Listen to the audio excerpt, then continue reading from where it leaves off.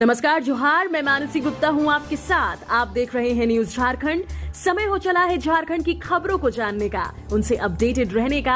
तो चलिए जानते हैं सुबह से लेकर शाम तक की झारखंड की तमाम बड़ी खबरों को। उससे पहले अगर आप न्यूज झारखंड चैनल पर नए हैं तो प्लीज चैनल को सब्सक्राइब करके बेल आइकन प्रेस कर दीजिए, जिससे आपके पास झारखंड की हर एक छोटी बड़ी खबर का अपडेट पहुंचता रहे। चलिए शुरुआत करते हैं आज की पहली और बड़ी खबर से। मैया को अप्रैल मई की राशि 5,000 इसी माह। झारखंड में मुख्यमंत्री मैया सम्मान योजना के तहत 54 लाख महिला लाभुकों के खाते में 5,000 रुपए की राशि इसी माह भेजी जाएगी। ये राशि प्रतिमाह 2,500 के हिसाब से अप्रैल और मई की होगी। महिला बाल विकास एवं सामाजिक सुरक्षा विभाग ने वित्तीय वर्ष 2025-2026 के लिए सभी 24 जिलों के लिए 96 अरब 9 करोड़ रुपए का आवंटन कर दिया है। चालू वर्ष में योजना के क्रियान्वयन के लिए कुल 1 खरब 33 अरब 63 करोड़ 35 लाख 10 हजार रुपए खर्च करने की स्वीकृति दी है। विभागीय सचिव मनोज कुमार ने इस बाबत बुधवार को सभी जिलों के डीसी को पत्र लिखकर राशि की जानकारी दी। महिला बाल विकास एवं सामाजिक सुरक्षा विभाग के सचिव ने अपने निर्देश में जिलों को लाभुकों को आर्थिक सहायता राशि का भुगतान प्रत्येक माह की 15वीं तारीख तक करना सुनिश्चित करने को कहा है। सभी 24 जिलों के लिए ये राशि 3 तरह से आवंटित की गई है। इसमें जनजातीय क्षेत्रीय उपयोजना टीएसपी के लिए 38 अरब 97 करोड़, अन्य क्षेत्रीय उपयोजना ओएसपी के लिए 44 अरब 67 करोड़, अनुसूचित जातियों के लिए विशेष घटक योजना एससीएसपी के लिए 12 अरब 45 करोड़ रुपए आवंटित किए हैं। झारखंड कैबिनेट की बैठक शुरू। सारंडा को नया रिजर्व फॉरेस्ट बनाने समेत कई प्रस्तावों पर लगेगी मुहर। झारखंड के मुख्यमंत्री हेमंत सोरेन की अध्यक्षता में आज गुरुवार को कैबिनेट की अहम बैठक शुरू हो गई है। यह बैठक झारखंड मंत्रालय प्रोजेक्ट भवन स्थित मंत्रिपरिषद कक्ष में हो रही है। इस महत्वपूर्ण बैठक में कई अहम प्रस्तावों पर मुहर लग सकती है। मंत्रिमंडल सचिवालय एवं निगरानी विभाग समन्वय द्वारा इस बारे में सूचना दी गई है। आज सीएम हेमंत सोरेन की अध्यक्षता में हो रही कैबिनेट की बैठक में 3 मुख्य प्रस्तावों पर सबकी नजरें टिकी हुई हैं। इसमें सबसे पहला सारंडा को नया रिजर्व फॉरेस्ट बनाने के प्रस्ताव को कैबिनेट में मंजूरी के लिए रखा जाएगा। मंजूरी के साथ ही सारंडा झारखंड का 10वां वन अभयारण्य बन जाएगा। इसके अलावा नई उत्पाद नीति और झारखंड स्टेट यूनिवर्सिटी बिल पर भी अहम फैसला आ सकता है। बोकारो में रास्ता पूछने के बहाने मारी गोली। क्राइम सीन पर पहुंचे विधायक जयराम। एसपी डीएसपी ने नहीं उठाया फोन। 1.5 घंटे बाद पहुंची पुलिस।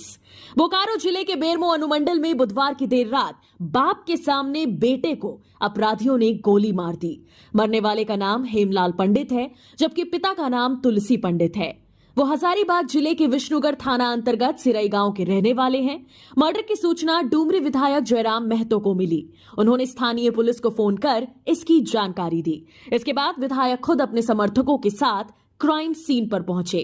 वे 1.5 घंटे तक इंतजार करते रहे, लेकिन तब तक पुलिस नहीं पहुंची। मौके से ही उन्होंने बोकारो एसपी और बेरमो डीएसपी को भी फोन किया, पर उन्होंने भी फोन नहीं उठाया। इस बात का खुलासा एक 7 मिनट के वीडियो से हुआ है। इसे विधायक जयराम महतो की ओर से ही जारी किया गया है। बिगड़ी तबीयत, सीने में दर्द की शिकायत पर हॉस्पिटल में कराया गया भर्ती। राज्य के उत्पाद, पेयजल एवं स्वच्छता मंत्री योगेंद्र प्रसाद को रांची के पारस हॉस्पिटल में भर्ती कराया गया है, जहां डॉक्टरों की टीम के द्वारा उनकी जांच की जा रही है। मंत्री के सीने में अचानक दर्द की शिकायत के बाद उन्हें फौरन अस्पताल में भर्ती कराया गया है। वहीं उनसे मिलने के लिए प्रदेश के अन्य मंत्री और विधायक अस्पताल पहुंचे और उनका हालचाल जाना।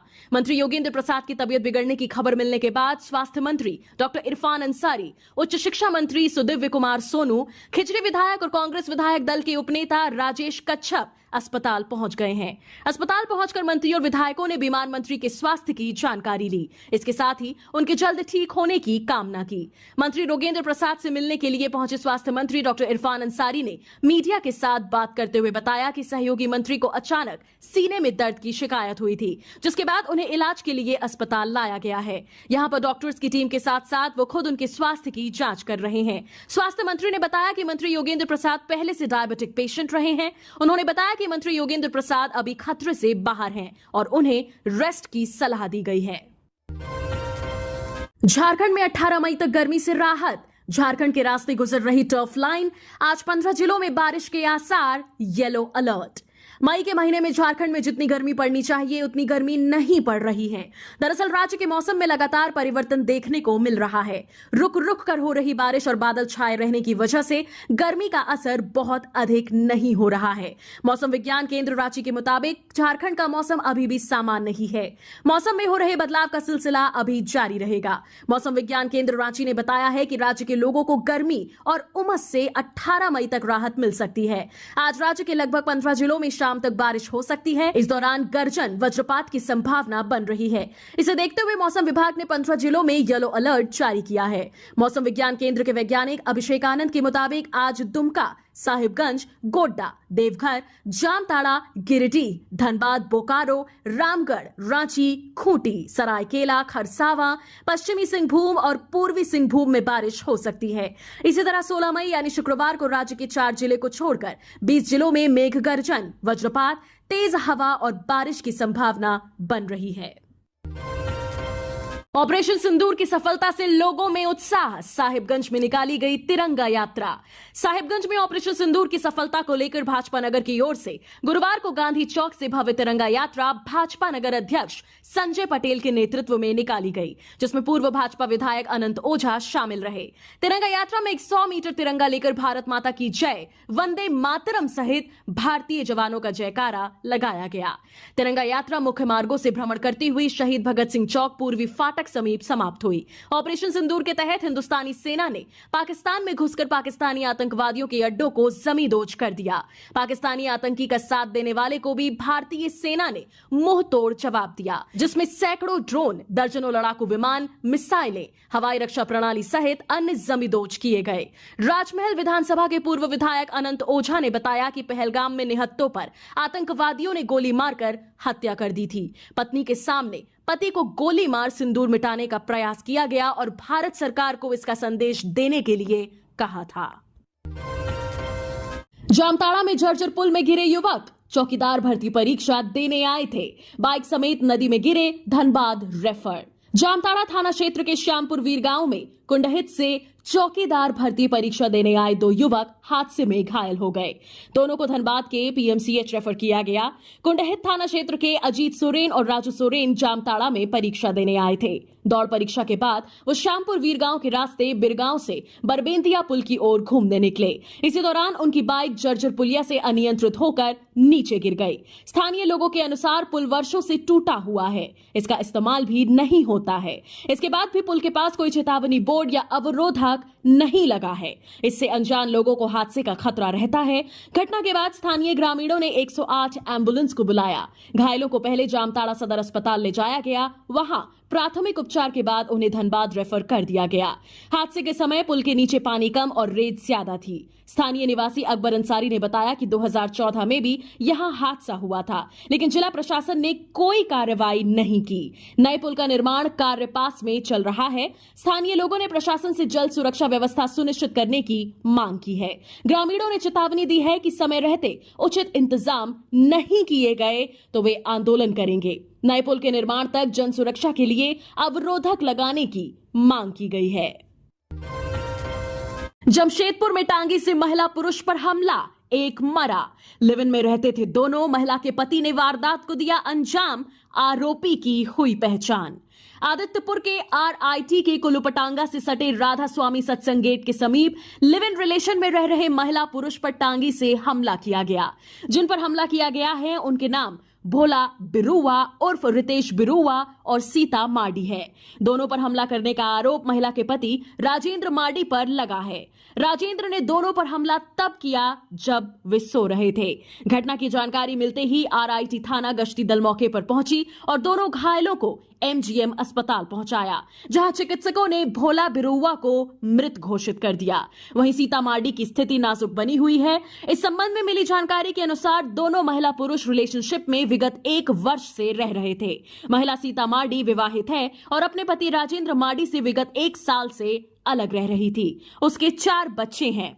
भोला उर्फ रितेश बिरुवा सिक्योरिटी गार्ड का काम करता था। दोनों साथ में ही रहते थे। पाकिस्तान के खिलाफ कार्रवाई के समर्थन में निकली तिरंगा यात्रा। सांसद ने कहा, भारत बना विकसित राष्ट्र। ऑपरेशन सिंदूर और पाकिस्तान के खिलाफ भारत की कार्रवाई के समर्थन में पलामू में गुरुवार को तिरंगा यात्रा निकाली गई है। यह यात्रा नागरिक मंच के द्वारा निकाली गई। यात्रा में पलामू के सांसद विष्णुदयाल राम, पांकी के विधायक डॉक्टर शशिभूषण मेहता, डाल्टनगंज विधायक आलोक चौरसिया, भाजपा के प्रदेश मंत्री मनोज सिंह समेत कई बड़ी हस्ती मौजूद रहे। पलामू के साहित्य समाज चौक से यात्रा निकाली गई, जो पूरे शहर पर भ्रमण करते हुए 6 मुहान तक पहुंची। तिरंगा यात्रा में शामिल लोग भारतीय सेना के समर्थन में नारेबाजी कर रहे थे। पलामू के सांसद विष्णुदयाल राम ने कहा कि जिस तरह पहलगाम में पर्यटकों पर हमला हुआ था, आतंकियों के खिलाफ कार्रवाई जरूरी थी। आतंकियों के खिलाफ कार्रवाई के बाद पाकिस्तान ने जो हरकत की, उसके खिलाफ भारतीय सेना ने कार्रवाई की है। भारतीय सेवा की कार्रवाई से यह बात साबित हो गई कि भारत एक विकसित राष्ट्र है। उन्होंने कहा कि सेना की कार्रवाई में पाकिस्तान को बड़ा नुकसान हुआ है, जिससे यह संदेश गया है कि पहलगाम में मारे गए पर्यटकों के साथ पूरा देश साथ है। सेना की कार्रवाई से देश का मान सम्मान बढ़ा है। यह साबित हुआ है कि भारत की ओर कोई भी टेढ़ी नजर रखेगा तो उसके खिलाफ कार्रवाई होगी।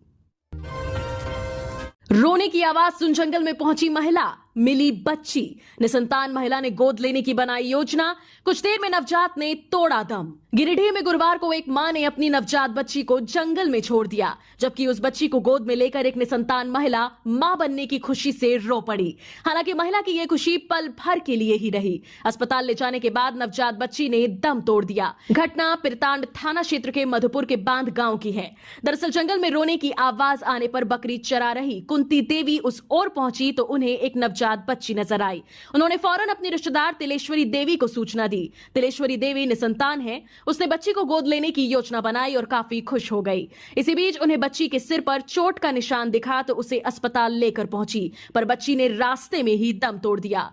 पल भर के लिए मां बनी तिलेश्वरी देवी बच्ची को सीने से लगाकर रोने लगी। अस्पताल का माहौल पूरी तरह से गमगीन हो गया। इसके बाद इसकी सूचना पीरटांड थाना को दी गई। पुलिस मामले की जांच कर रही है और बच्ची को छोड़ने वाली महिला की तलाश में जुटी है। पुलिस ने नवजात के शव को पोस्टमार्टम के लिए गिरिडीह सदर अस्पताल भेज दिया। इस दौरान तिलेश्वरी देवी भी मौजूद रही। भारी मन से तिलेश्वरी देवी ने नवजात बच्ची को पोस्टमार्टम में मौजूद कर्मियों को सौंप दिया। इस दौरान महिला तिलेश्वरी देवी के आंसू रुक नहीं रहे थे, वो लगातार रोई जा रही थीं। सर्वजन पेंशन के लिए 36 अरब 72 करोड़ 14 लाख की मंजूरी। सर्वजन पेंशन योजना के लिए विभाग ने सभी 25 सामाजिक सुरक्षा कोषांग कार्यालय को बुधवार को 36 अरब 72 करोड़ 14 लाख आवंटित कर दिया है। वित्तीय वर्ष 2025-26 में योजना के क्रियान्वयन के लिए विभाग ने कुल 38 अरब 50 करोड़ 66 लाख रुपए की स्वीकृति दी है। पत्र में सचिव ने सभी उपायुक्तों को निर्देश दिया है कि पेंशनधारियों को पेंशन राशि का भुगतान प्रत्येक माह की 5वीं तारीख तक करें। बता दें कि वर्ष 2021 में जब ये योजना शुरू हुई थी, तब 60 वर्ष से अधिक आयु के सभी वृद्धजनों को पेंशन योजना का लाभ मिलता था। पिछले साल 6 मार्च को चंपाई सोरेन सरकार महिला, SC/ST और OBC के 50 साल से ज्यादा आयु वालों को योजना के दायरे में लेकर आई थी। वर्तमान में योजना के लाभुकों की संख्या 38 लाख के करीब है। गिरिडीह सामाजिक सुरक्षा कोषांग के लिए सभी अधिक 2 अरब 82 रुपए, रांची के लिए 2 अरब 58 करोड़ जारी किया है। राजनाथ बोले, आतंकियों ने धर्म देखकर मारा, हमने उनका कर्म देखकर खात्मा किया। त्राल में एनकाउंटर, सेना ने 3 आतंकी मारे।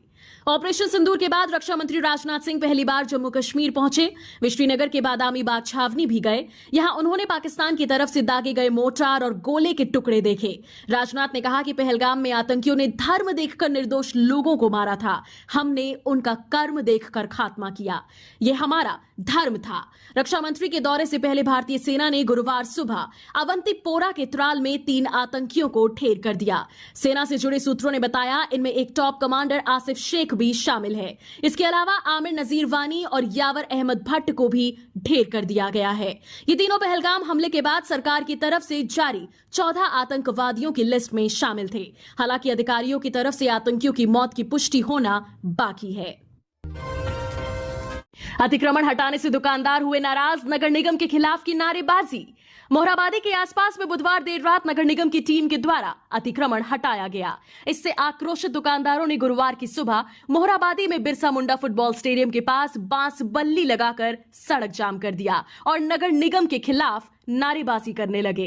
स्थानीय लोगों ने बताया कि रात 11 बजे बिना किसी सूचना के दुकानों को तोड़ा और हटाया गया। कई ठेलों को जब्त कर ले जाया गया। सामान बर्बाद होता देख कई महिलाएं रोने लगीं। इस दौरान दुकानों में रखे सामान भी खराब हो गए। रोड के बगल में रखे हुए कई ठेले पूरी तरह से क्षतिग्रस्त भी हो गए। आरक्षक की हत्या, 4 रेत माफिया झारखंड से गिरफ्तार। बलरामपुर में तस्करों ने ट्रैक्टर से रौंदा था। हाईकोर्ट ने डीजीपी खनिज सचिव से मांगा है जवाब। बलरामपुर जिले के सनावल थाना क्षेत्र में रेत का अवैध खनन और परिवहन रोकने गए आरक्षक की ट्रैक्टर से कुचलकर हत्या कर दी गई थी। मामले में पुलिस ने 4 आरोपियों को झारखंड के गढ़वा से गिरफ्तार किया है। घटना में शामिल अन्य लोगों की खोजबीन की जा रही है। हाईकोर्ट ने आरक्षक की हत्या मामले में संज्ञान लिया है। डीजीपी, खनिज सचिव और वन विभाग को नोटिस जारी कर जवाब मांगा है। सनावल थाना क्षेत्र के ग्राम लिब्रा में 12 मई 2025 की रात करीब 11 बजे सनावल की पुलिस टीम और वन विभाग की टीम कनहर नदी पर रेत के अवैध उत्खनन की सूचना पर कार्रवाई के लिए पहुंची थी। कार्रवाई के दौरान भाग रहे एक ट्रैक्टर को रोकने की कोशिश कर रहे आरक्षक शिव बचन सिंह को एक ट्रैक्टर चालक कुचलकर भाग निकला था। गंभीर रूप से घायल आरक्षक शिव बचन सिंह को रामानुजगंज लाने के दौरान मौत हो गई। कोडरमा में हुआ रेल से हादसा, लाराबाद में एक की मौत। हीरोडी में इंटरसिटी से गिरकर एक घायल, इलाज जारी। धनबाद गया रेलखंड के हीरोडी व लाराबाद स्टेशन के बीच हुए 2 अलग अलग रेल हादसों में एक युवक की मौत हो गई है, जबकि एक अन्य घायल हो गया है। मिली जानकारी के अनुसार एक युवक का शव लाराबाद स्टेशन के समीप से बरामद हुआ है।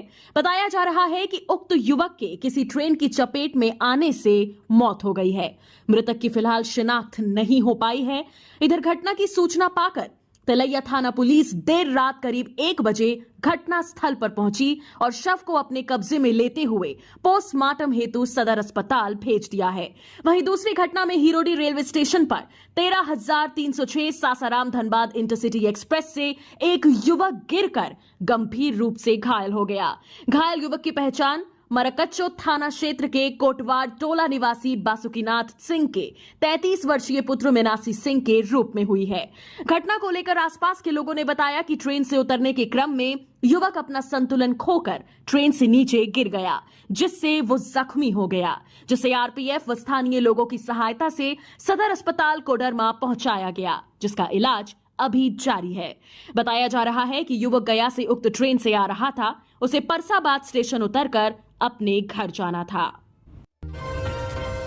गिरिडीह में कंटेनर में लगी आग, जलकर राख। डुमरी के कुलगो टोल प्लाजा पर हादसा, शॉर्ट सर्किट से लगी आग, फायर ब्रिगेड ने बुझाया। गिरिडीह जिले के डुमरी अनुमंडल में कुलगो टोल प्लाजा के पास तेज रफ्तार कंटेनर ने एक अज्ञात वाहन को पीछे से टक्कर मार दी। इस टक्कर से कंटेनर का अगला हिस्सा बुरी तरह क्षतिग्रस्त हो गया। कुछ समय बाद कंटेनर से धुआं निकलने लगा और शॉर्ट सर्किट के कारण आग लग गई। स्थानीय ग्रामीणों ने आग बुझाने का प्रयास किया। उन्होंने पानी की व्यवस्था की और कुछ ने फ्रिज को बचाने की कोशिश की, लेकिन आग इतनी तेज थी कि वो कुछ नहीं कर पाए। कंटेनर में फ्रिज लदा हुआ था। आग लगने से 90% फ्रिज पूरी तरह जलकर राख हो गए। कंटेनर का भी बड़ा हिस्सा आग की चपेट में आ गया। करीब 1 घंटे बाद गिरिडीह से अग्निशमन वाहन पहुंचा और आग पर काबू पाया। तब तक बहुत देर हो चुकी थी। स्थानीय लोगों का कहना है कि अगर डुमरी अनुमंडल में फायर ब्रिगेड की गाड़ी होती तो इस नुकसान से बचा जा सकता था। उन्होंने डुमरी अनुमंडल में तत्काल एक अग्निशमन वाहन की व्यवस्था करने की मांग की है। जमशेदपुर में मवेशी से टकराई बुलेट, युवक की मौत। हेलमेट नहीं पहनने से सिर में लगी गंभीर चोट। परिजनों का आरोप, अज्ञात वाहन से टक्कर। जेमको चौक के पास बुधवार की रात 10:30 बजे सड़क दुर्घटना में बुलेट सवार संदीप दास की मौत हो गई। उसके सिर पर गंभीर चोट आई। उसने हेलमेट नहीं पहन रखा था। घटना के बाद घायल संदीप को परिवार वाले इलाज के लिए रात 11:15 बजे एमजीएम अस्पताल ले गए, जहां डॉक्टरों ने मृत घोषित कर दिया। वहीं घटनास्थल पर मौजूद लोगों ने बताया कि संदीप की बुलेट सांड से टकरा गई, जिससे वो गिरकर गंभीर रूप से घायल हो गया था। वहीं परिजनों का कहना था कि किसी अज्ञात वाहन की चपेट में आने से दुर्घटना हुई है। जानकारी के अनुसार संदीप के पिता अशोक दास की 8 साल पहले सड़क दुर्घटना में मौत हो चुकी है। जानकारी के मुताबिक संदीप मनीफीड बीर बिरसागढ़ बस्ती का रहने वाला था। वो 3 भाइयों में दूसरे नंबर का था। वो अपने बड़े भाई चंदन दास को टाटा मोटर्स कंपनी में रात ड्यूटी के लिए छोड़कर बुलेट से वापस घर लौट रहा था। इसी दौरान ये हादसा हुआ। एसीएल के हुर्रासी में ट्रांसफार्मर चोरी का खुलासा, 2 आरोपी गिरफ्तार, 63 केवीए का ट्रांसफार्मर और 7 केजी तांबे का तार बरामद। गोड्डा के ललमटिया में एसीएल के हुर्रासी सीएचपी साइट से चोरी हुए ट्रांसफार्मर का मामला सुलझा लिया गया है। पुलिस ने 2 आरोपियों को गिरफ्तार कर लिया है। 12 मई को हुई चोरी की घटना के बाद साइट इंचार्ज की शिकायत पर मामला दर्ज किया गया था। ललमटिया पुलिस ने कार्रवाई करते हुए 2 आरोपियों को पकड़ा। पूछताछ में दोनों ने अपना जुर्म कबूल कर लिया। गिरफ्तार आरोपियों में महागामा के खदारा माल निवासी 59 वर्षीय मोहम्मद शाहिद अंसारी और ललमटिया के हरकट्टा निवासी 27 वर्षीय साहिबराम टुडू शामिल हैं। आरोपियों की निशानदेही पर पुलिस ने 63 केवीए का ट्रांसफार्मर और 7 किलोग्राम तांबे का तार बरामद किया है। बस में लगी आग, बिहार के 5 लोग जिंदा जले। बिहार के बेगूसराय से दिल्ली जा रही एक यात्री बस में गुरुवार तड़के लखनऊ के मोहनलालगंज क्षेत्र में अचानक आग लग गई। इस हादसे में बिहार के 5 लोगों की मौके पर ही जलकर दर्दनाक मौत हो गई, जबकि कई अन्य यात्री बाल बाल बचे। बस में उस समय लगभग 80 यात्री सवार थे। घटना लखनऊ आउटर रिंग रोड स्थित कटे भीट गांव के पास सुबह करीब 4:40 पर हुई, जब अधिकतर यात्री नींद में थे। प्रत्यक्षदर्शियों और बचे यात्रियों के अनुसार बस में अचानक धुआं भरने लगा और देखते ही देखते आग की लपटें तेज हो गईं।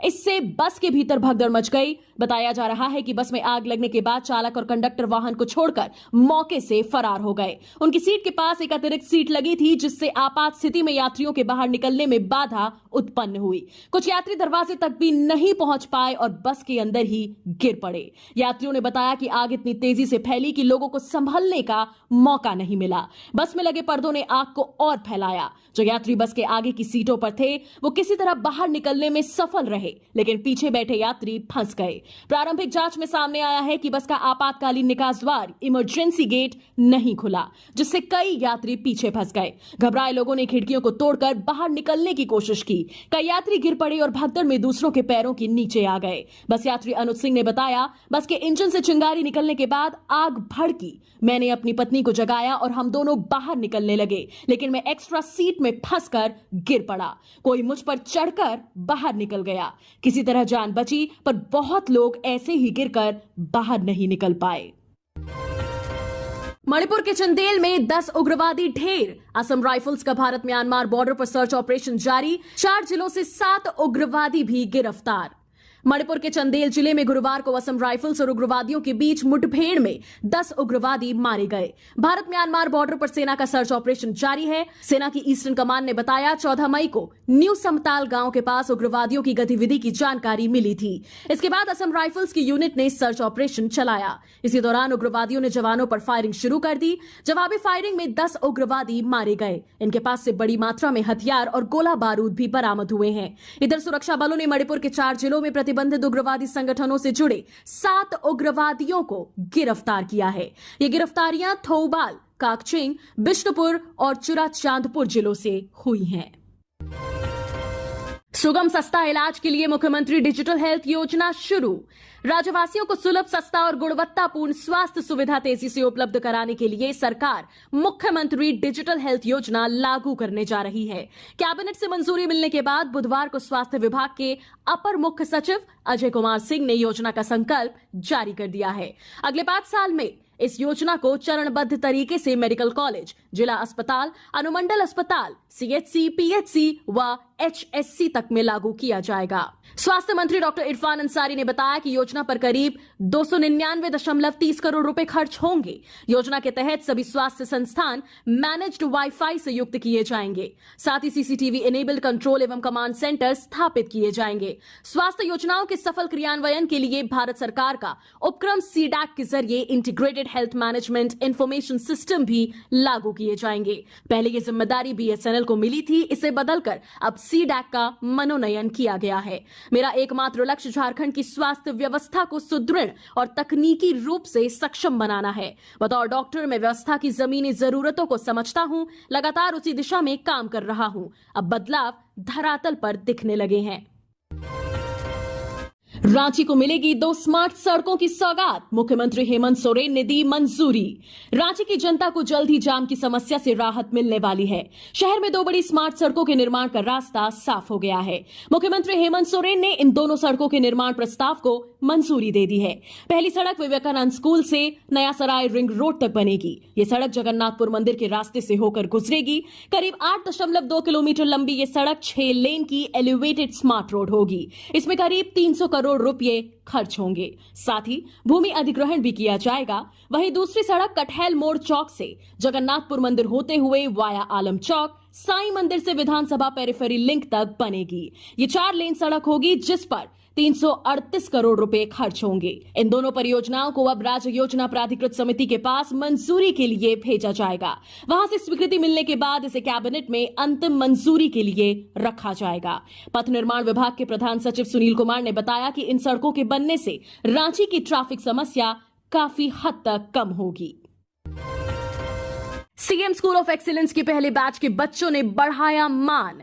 मुख्यमंत्री हेमंत सोरेन ने सरकारी स्कूल के बच्चों को अंग्रेजी माध्यम से शिक्षा देने के लिए वर्ष 2023 में 80 उत्कृष्ट विद्यालय का शुभारंभ पूरे राज्य भर में किया था। मुख्यमंत्री का यह प्रयास रंग ला रहा है। पहली बार सीबीएसई 10वीं और 12वीं की परीक्षा में शामिल हुए विद्यार्थियों का परीक्षा परिणाम आया है। इसमें मुख्यमंत्री उत्कृष्ट विद्यालयों के विद्यार्थियों ने बेहतरीन प्रदर्शन कर अपनी प्रतिभा दिखाई है। सीबीएसई 10वीं एवं 12वीं की परीक्षा में शामिल विद्यार्थियों ने अलग अलग संकायों में बेहतरीन अंक प्राप्त किए हैं। 10वीं में 26 छात्र छात्राओं ने और 12वीं के तीनों संकाय में 22 विद्यार्थियों ने 90% से ज्यादा अंक प्राप्त किए हैं। सीबीएसई की मान्यता प्राप्त होने के बाद 80 विद्यालयों में 64 विद्यालय के छात्र छात्राएं पहली बार सीबीएसई की 10वीं और 12वीं 2025 की बोर्ड की परीक्षा में शामिल हुए। 10वीं में 5445 बच्चों ने रजिस्ट्रेशन कराया, जिसमें से 5380 बच्चे परीक्षा में सम्मिलित हुए और 3569 बच्चे सफल हुए। 26 परीक्षा केंद्रों में पॉलिटेक्निक प्रवेश परीक्षा 18 को। राज्य के सरकारी व प्राइवेट पॉलिटेक्निक में नामांकन के लिए 18 मई को पॉलिटेक्निक प्रवेश प्रतियोगिता परीक्षा होगी। परीक्षा सुबह 10:30 बजे से 1 बजे तक निर्धारित है। इसके लिए झारखंड संयुक्त प्रवेश प्रतियोगिता परीक्षा परिषद ने एडमिट कार्ड जारी कर दिया है। धनबाद में 26 परीक्षा केंद्र बनाए गए हैं। इन केंद्रों में 11,741 परीक्षार्थियों की परीक्षा होगी। झारखंड संयुक्त प्रवेश प्रतियोगिता परीक्षा परिषद के निर्देशानुसार तैयारी शुरू कर दी गई है। जारी निर्देश में कहा गया है कि एडमिट कार्ड में यदि नाम, पिता एवं माता के नाम, कोटि, जन्मतिथि समेत अन्य किसी एंट्री में संशोधन या सुधार की जरूरत है तो स्वलिखित आवेदन पत्र 20 मई तक निबंधित डाक व स्पीड पोस्ट हाथों हाथ अथवा ईमेल से जमा कर दें।